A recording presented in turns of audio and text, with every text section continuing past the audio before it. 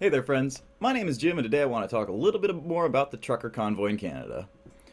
So, if you've been following along, you'll have known that there was a convoy of truckers that went up into Canada's capital of Ottawa about 2 weeks ago now, and decided to stay there until the government would reverse on the vaccine mandates for truckers that they had just put into law. So the truckers were none too happy about this. They all drove to Ottawa, and they decided to just sit there and honk until the uh, government would decide to listen to their demands. Now, they began when they began this protest. They started funding on GoFundMe. GoFundMe shut them down after $10 million, and they switched over to this website, this Christian donation website called Give Send Go, because they're more known to go against the mainstream media kind of narrative about things. So Give Send Go was absolutely happy to open them up an account. And within the first day, I think it got to like $700,000 in the first 24 hours, and it was back up to 10 million maybe a week afterwards. So the truckers had found an alternative platform in order to fund their system, and the Canadian government, a judge from Canada, came out and said that they were not allowed to fund that protest. Funnily enough, the Canadian protesters had thought ahead of this. They had set up their their charity in the United States, and then they sent the money through the charity through crypto to the trucker wallets. So basically, it was completely out of control of the Canadian government to do anything about it. Give Send Go put out a letter saying, we're not listening to the Canadian government. They have no jurisdiction over us. We're a US-based company. I think they are. Yeah, Michigan, I think they're based in. They're based in a friendly state anyway, so they wouldn't have anybody who could stop them from raising the funds. This is when something else happened, and a gentleman decided to go, or a group of gentlemen decided to go and hack Give Send Go. So let's take a look on how exactly that went down. So this is from MSN, from Microsoft News. Give Send Go back online after hacks doxing of Freedom Convoy donors. So the funding site Give Send Go is now back online after a reported hack leaked donor info connected to the Freedom Convoy protest in Canada. In a Twitter post Tuesday, Give Send Go announced that the site was back up and said that no credit card information had been leaked and no money was stolen in the hack. Quote, Give Send Go has dedicated team aggressively focused on identifying these malicious actors and pursuing actions against their cybercrime, the post said. It was a developing story and blah, blah, blah, blah, blah. Now, when the Give Send Go hack happened, when you would try to go to Give Send Go, it would redirect you to a domain called givesentgone.com. Here's Michael Thalen talking about it. It happened, Tuesday, so 2 days ago. No, sorry, 4 days ago. So, breaking. The Give Send Go, the crowdfunding website used by the Freedom Convoy, is now redirecting to the domain givesendgone.wtf. A video from the Disney film Frozen now appears alongside a manifesto condemning the website and the Freedom Convoy. And, of course, it played this little video. It was 4 minutes long, and it had the Frozen Let It Go music video in the background with stuff about how the truckers are threatening democracy and blah, blah, blah. The same kind of crap that you've heard over the last 4 years about anybody who's trying to do anything about raising patriotism and nationalism and freedom. You know, that's what the elites do not want. So, once this hack happened, they were able to get back down. Unfortunately, the hacker was able to get the entire list of donor names, how much they donated, and the messages they sent out when they donated, along with their IP address and the email they used to donate. This means that a lot of the people who had used their work emails to donate were quite possibly going to get fired, as well as a lot of people who just would get fired because their neighbors would talk about them having given to this donation list. And now that we're a few days out from this, I can tell you that actually is happening. Unfortunately, there are a lot of people who are getting fired just for having given to this trucker protest. It's not necessarily just because of the hack that they're getting in trouble. Justin Trudeau, in all of his infinite wisdom, decided to, at nearly the same time, enact what are in Canada called as the Emergency Powers, or used to be known as the War Powers Act. It's to be used in times of like extreme emergency. It's basically martial law in Canada. They suspend the entire Charter of Rights and Freedoms, the thing I talked about in the last video where it gives you a right to democracy and voting and not being arrested for no reason and all that stuff. Basically, the Bill of Rights in Canada, boom, out the window. We can arrest you for anything. They call the truckers, they call them terrorists. They say that it's an illegal protest. And by definition, as Justin Trudeau said, the government, anything the government claims illegal is illegal. So now this is an illegal protest being done by terrorists because that is what the government has classified it as, which complicates the Give, Send, Go hack for people who are associated with individuals at the Freedom Convoy, because those individuals are now known as terrorists. So if you are involving yourself with these people, you have the chance that you are possibly going to be conspiring with terrorists. Now that, even if you are for the Freedom Convoy, or if you're maybe on the fence, that is certainly something that's going to put you on the side of the government, if for no other reason than out of fear. Now, let's take a look at the gentleman who released the list real quick, because I just want to go through this as a timeline so you know the chronology of what happened. So there was a gentleman named Dean Blundell shortly after the hack was first made. This gentleman somehow got the entire Give, Send, Go donor list. Now, of course, that means he was attached to the gentleman who hacked it, and in that group, we'll get there. But to start with, this was the first gentleman to release it. And as he says, Dean Blundell, I have the entire Give, Send, Go donor list. Just checking with legal. Nerds rule. And just as like an aesthetic thing, in case there's any lefties watching this, when he puts the list out there, he goes, Bazinga! Choose a better, like, nerd thing, man. Say, like, you shall not pass, Lord of the Rings. Say, even a Harry Potter thing's better than it's a reference to the Big Bang Theory, if you don't know. And it's the most cringy character on the Big Bang Theory, out of all the horribly cringy characters, randomly shouts Bazinga. And I guess this guy thought, oh, this is my chance to prove my nerd bona fides. I'm really a nerd, and you guys are the oppressors, and I'm the nerd, just like Sheldon in that show that I like because I have no brain.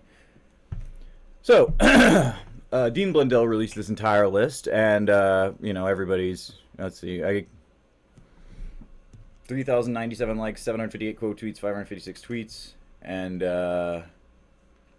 you know, it's unfortunate for these people. It's going to ruin a lot of their lives, and it's going to get them on the list of terrorists. And the bigger problem, well, maybe not problem, but the bigger point of this is, now that this list is out in the public domain, who has access to it? Journalists and government. Now, the government may not have hacked it. This was just some random crazy guy who hacked it, but now the government has access to it so they can look through it, you know? See how that works? Because the government definitely wasn't behind this hack. Actually, we do know who was behind this hack, who specifically was, and the person does not seem the most mentally stable individual, I'll just say. I'll give you a quick look at him in 1 second. Now, I just want to say, guy doesn't seem like the most stable human being in the world, but this is the person. I shouldn't be saying gentleman, actually. That's inappropriate. This is the human being. I shouldn't even be saying human being, because that's assuming they're species. But let's take a look at the best and brightest of the left, who decided to dox all of the horrible terrorists who are fighting to not get something forcefully injected into them for their job. You know, this person is clearly on the moral right, and so sensible with this weird movement.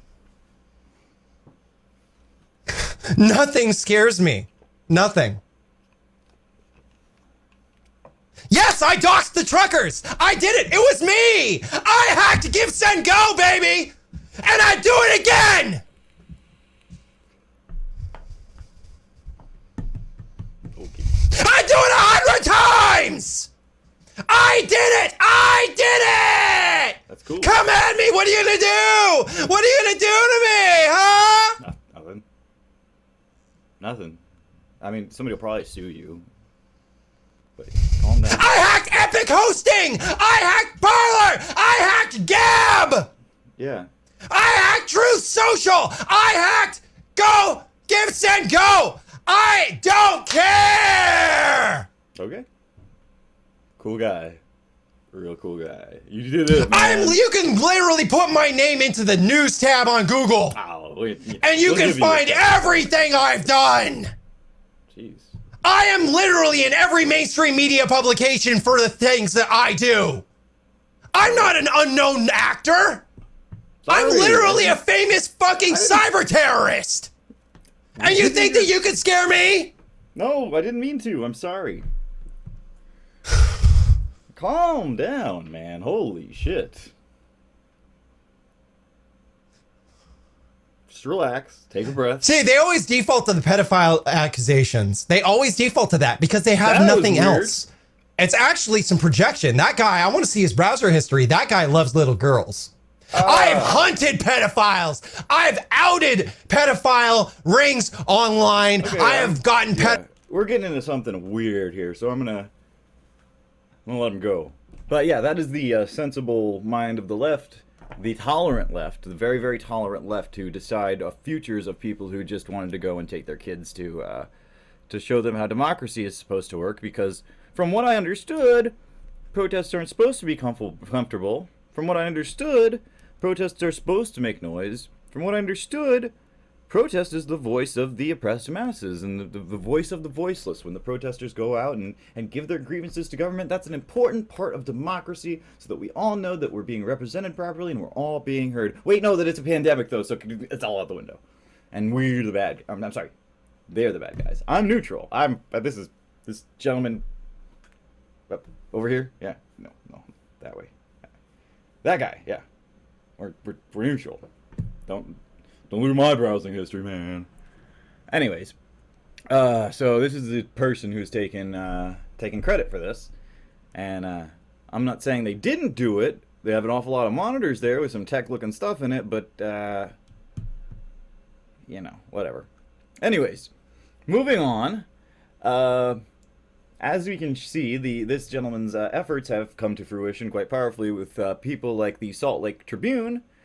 Well, let me just read it. The Salt Lake Tribune is now using the Give, Send, Go hack data to reach out to donors who give as little as $50. And then there's the harassment. This is not journalism. Well, this is apparently an email to somebody who sent $50 on that donor list, meaning that this list is being trawled at the very least by journalists in order to get comment on donors. Let's see what he said from Brian Shot to this person. Hi, I'm a reporter with the Salt Lake Tribune. Your name and email address appeared in leaked data from the Give, Send, Go contributions to the Canadian Trucker Convoy. Your name appeared to be associated with a $50 donation. Can you email or call me to confirm this matches your records? Why did you decide to donate to the campaign? Thanks in advance. I have the honor to be your obedient servant, Brian Shot, political correspondent, host Utah Politics with Brian Shot. And of course, I've been reaching out to the people from Utah who appeared on the leaked Canadian Trucker donation data. Hoo boy, some of the replies have been aggressive, to put it mildly. Well, considering that the government passed the Emergencies Act and these people are being labeled terrorists, it may behoove them to be a little bit more anonymous, and when random people who to them embody the deep state or the evil mainstream media, the enemy of the people, those groups... Okay, a lot of journalists are consistently ask, what, I'm the enemy of the people? We're the enemy of the people? Journalism's the enemy of the people? Do you really believe that? So, you understand that people believe this position, and then you go to people who believe this position and say, hey, you gave money to this person, let's talk. If they think you're the enemy of the people already, you go troll through private data that's been hacked in order to get their address and email, and you ask them things when you've already reported on these people as terrorists about the so-called terrorists. I can see why they would think that you are a bad guy. Now, going back to the Emergency Powers Act and the Emergencies Act, just to take a look at that real quick, let's take a little peek at Justin Trudeau and how he's been doing. Now, this is from February 17th, when he's been, pressured to use these emergency powers, pressured by himself and probably the World Economic Forum. So, what does Justin have to say? The ongoing blockades and occupations are illegal. They're a threat to our economy, supply chains, and trade. They're a threat to public safety, and most importantly, they're a threat to communities, businesses, jobs, and people. They need to end. So, his choice is to deal with the current threats. Our government is invoking the Emergencies Act. The scope of the act is time-limited and targeted, reasonable and proportionate, and it gives law enforcement agencies more tools to restore public order and protect people. Well, doesn't that sound good? It's time-limited so that you know that the government can't just use it forever. What is the time limit? I mean, it's a 5-year time limit. Like, once they enact this every 5 years, they have to go back and be like, should we unenact this? Let's wait another 5 years. So yeah, it is time-limited. Then the scope is targeted. Well, they can arrest anybody for any reason. That seems less targeted. But let's take a look and see what the regular mainstream media is talking about this. This is from actually The Economist of all people. Justin Trudeau's crackdown on protests could make things worse. It would not work. Opposite. By seeking to curb free speech, you will aggravate Canada's divisions. Canada's reputation for... I'm sorry, this is by... It doesn't have a byline. Huh. I guess whoever did this didn't want to put their name to it. Canada's reputation for impeccable politeness is taking a knocking. In recent weeks, crowds of lorry drivers and other Canadians protesting against COVID-19 restrictions have blocked public highways and camped outside Parliament in Ottawa. Many waved placards reading F. Trudeau, referring to their youthful Prime Minister, though the expletive often appears with a maple leaf as an asterisk. Nastier messages have cropped up too. One or two protesters carried flags emblazoned with swastikas, perhaps to suggest absurdly that Canada's COVID restrictions are akin to Nazism. Anyways, this isn't that important of an article. I just want to point out that even the mainstream media that's paid for from the World Economic Forum, that was probably the people who told this guy to do this in the first place, even they're like, this is a little much, Justin. And if you take a look at Viva Frey, who's been doing some really awesome live streaming, I would highly suggest, if you haven't looked at him, go to Viva Frey, this gentleman on YouTube. He's in Ottawa, like it seems like every day now, doing 4 or 5 hour long street interviews with people. However, I think it's going to get a little bit dangerous because, as he is saying, Ottawa police have been handing out this notice. And let's take a read to see exactly how extreme it's getting to these people. I mean, before we read this, I want to remember, if you didn't see it, go to my last video. There's children there, there's hay bales, there's bouncy castles, there's barbecues, there's a whole stage shut up. You could, I guess, call it an occupation, but there's no way you could call it a dangerous, violent occupation. These people are having a block party. They just happen to take over the block that the government lives on, and so they're pissed. So, let's see what the Ottawa police have to say. Ottawa Police Service. Notice to demonstration participants. You must leave the area now. Anyone blocking streets or assisting others in blocking streets are committing a criminal offense and you may be arrested. You must immediately cease further unlawful activity or you will face charges. If you're arrested, you may be released on bail depending on factors contained in Part 16 of the Criminal Code, as if that's not overridden by the Emergencies Act. The people of Ottawa are being denied the lawful use, enjoyment, and operation of their property, and you're causing businesses to close. That is mischief under the Criminal Code. Well, I'd like to stop here real quick and point out these people are protesting because you denied them the lawful use, enjoyment, and operation of their communities when you shut down all of their businesses, caused their businesses close. Apparently, you are committing criminal mischief. Anyways, charges and or convictions related to the unlawful activity associated with the demonstration may lead to denial and crossing the USA border. That's what they're protesting about. That's what they're saying, is that they can't cross the US-Mexico-Canada border without the vaccine. Now, I assume this is more for the American people protesting, saying, hey, you're not going to be able to come back to America. Just kind of a veiled threat. The Federal Emergency Act allows for the regulation or prohibition of travel to, from, or within any specified area. Okay, so if the government enables this Emergencies Act, just so that you lefties remember, next time there's a protest at some kind of pipeline that's pushing oil to or from the United States through Canada, if this has already been a thing, this has been established, this is now precedent. So next time there's a whole bunch of First Nations people going and protesting and trying to put up an encampment around one of these pipelines, you know what's going to happen? They're going to activate the Federal Emergencies Act, and they're going to tear you off, put you in cages, lock you up for 90 years, and I guess the rest of Canadians are going to celebrate this because that's what they do when protest happens. Anyways, this means that anyone coming to the Ottawa for the purposes of joining the ongoing demonstration is breaking the law. The Act also provides police with a number of measures, including ability to seize vehicles that are part of this demonstration. Good luck. Ontario law now prohibits, now this is referencing the Emergencies Act, I believe, now prohibits interference with any critical infrastructure, including 400 series highways, railways, airports, and international border crossings. It prohibits you from preventing someone from traveling to or from walkways, bridges, and highways, other than 400 series highways, or preventing anyone from using them. It also prohibits someone from seriously interfering with the safety, health, or well-being of members of the public. Anyone who commits these illegal actions could face fines or be required to appear in court. Commercial vehicle driver's licenses and private driver's licenses can be suspended or revoked. Now, interestingly enough, what is not in this piece of paper, and it's funny because first, I'll get to this kind of comment, looks photoshopped. Not signed, is that legit? And, this doesn't look real, this is just some fake stuff that's going around. Okay, I'll get to that in 1 second. But first off, I would like to point out that nothing in here, the one statement that they're not mentioning, apparently... Actually, let's move forward on the next page first. I just want to point out to people like Triumphant Herald or Austin Walters, people who think that this isn't actually happening there, take a look at the daycare setup right in front of the West Block. And look closely at what these people are holding in the daycare area where the children are. I don't think that, and again, this is little kids' games. These are kids' games. There's bouncy castles. There's RVs. These kids are fine. That is exactly. Anyways, that paper that she is holding, as you can see, the letter that's being passed out. On top of that, I'd like to point out probably the worst one of these, personally, from my point of view, is for the worst. And by one of these, I mean like announcements by the government, things that the government's engaging in to scare these protesters into leaving, would be this one. By the Ottawa Bylaw, the certified Ottawa Bylaw Twitter account for the official account of Ottawa Bylaw and Regulatory Services. Attention animal owners at the demonstration. If you are unable to care for your animals as a result of enforcement actions, your animal will be placed into protective care for 8 days at your cost. After 8 days, if arrangements are not made, your animal will be considered relinquished. We're gonna kill your animals! We're going to put you in jail, we're going to take your dog, and you're going to be in jail for 20 days, and when you get out, your dog's going to have been put down. That's just awesome.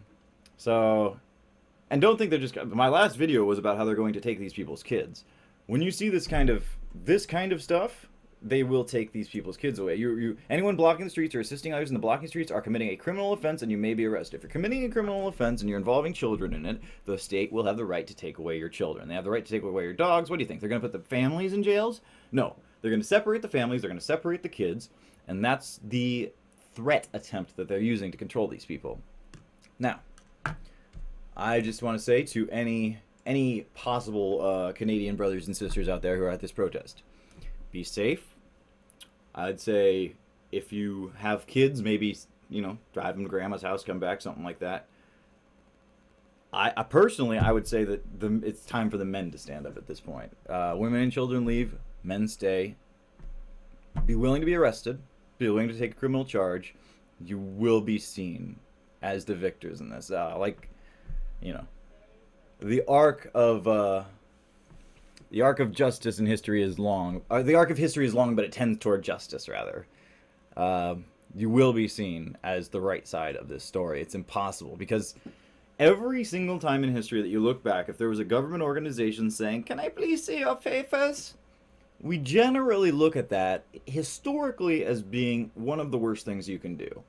Forcing medical experiments on people against their informed consent, that's pretty much literally the worst thing you can do, right up there with like genocide. And usually one comes right before the other. So, be strong. Keep the goal. I'll be praying for you. I wish I could be up there to see you, but I'm a Florida guy, all the way on the other side of the continent. But stay strong up there. Try your best, and this may be the defining moment for this century of whether or not we're going to allow governments to compel medical experimentation on people, and more broadly, whether or not we are having a society based fundamentally on the freedom of the individual or the will of the collective, because that's the fundamental fight that we're having here, is dependent on whether or not you believe that a person has the right to their own body, irregardless of anything that happens around them. Freedom of your own sovereignty of your own human body is the most important thing, which the left was so hardly, so desperately defending when it came to the rights of women to have an abortion. But as soon as this comes, bodily autonomy goes out the window. Now, I personally think that bodily autonomy, sovereignty, ability to just say no and be left alone, that's the most important thing that you can have in a society. One of the most important things you can have in a society. And if we relinquish that, then we are now entering a new era of humanity. Because before we had the era of kings and queens, and prior to that we had the era of emperors and caste societies like Rome. Moved into the monarchy period and the Dark Ages, and then the Renaissance. And as we went through each of those different stages, we had different ideas about what people were and the fundamental rights of human beings. The idea that human beings have a right to their own life, liberty, pursuit of happiness, their own bodily autonomy, that's very, very new, especially for women and children. But for men too, just regular men. Most of the time, the only people whose bodily autonomy was completely against the rights of the government to affect were like the nobility, the government. So we go through these periods where we change what we fundamentally think about humanity and human rights. And currently we're in the best period of time probably of any of them insofar as individual rights goes. We are probably in one of the worst periods of time for things like societal collapse and societal health, and maybe those have a correlation. But regardless, right now we focus on the fact that the human bodily autonomy and sovereignty is important. And if we allow that to shift in the West, because it's not that big of a thing in the East. In the East, they're big under the collectivity. Look at China. Look at India. Look at Vietnam. Look at Japan. Look at Korea. Either of the Koreas. It's in the West, we've kept alive this idea that our bodies are sacred and not to, like, I choose what happens to my body. You can take everything from me, but I choose what happens to my body. I could be a homeless, degenerate guy on the street. You could take all my home, my bed, my everything, but I have my body. If we break that one standard, then we no longer have a standard, and we're back into the times where the collective is allowed to do whatever they want to the individual because they can rationalize it in their head that that's what's best for the group collective. So Canadians, it may look dark, and it may be like, we've been out here in the cold for 2 weeks, we ain't got jack done, nobody's come out and talked to us, and I'm tired. They just cut the wires on my backhoe, which they did. They destroyed a person's they went to a farmer's house and they cut the lines on 3 of his backhoes, his excavators. They filled his filters with spray foam and stuff so that they would be unusable because they feared that they may be used in the protest. So, in Canada, you go to a protest, they can go to your house, say, look at this vehicle, he could have used it in this protest, let's destroy it with no liability. And that's the same for these. That's the same thing for this Emergencies Act. And the Emergencies Act, actually, the scariest part of it, that I guess I'm bearing the lead a bit, is they're allowing the Canadian banks to seize funds of anybody giving to or assisting these protesters. Meaning, if you're on that Give, Send, Go list, you're open game to have your bank account shut down. Maybe move to crypto. But it's a very important time for bodily autonomy. And for everybody fighting against these people, you need to recognize that you're fighting against the rights for every person, including yourself, to say no to the government. So when the government comes and knocks on your door, just know that you volunteered for this. And you volunteered everybody else for this first. Anyways, that's it for the Canadian trucker thing for now. Any updates in terms of some kind of Tiananmen Square thing, I'll be back on. For now, you guys, stay safe. Have a good day. Peace.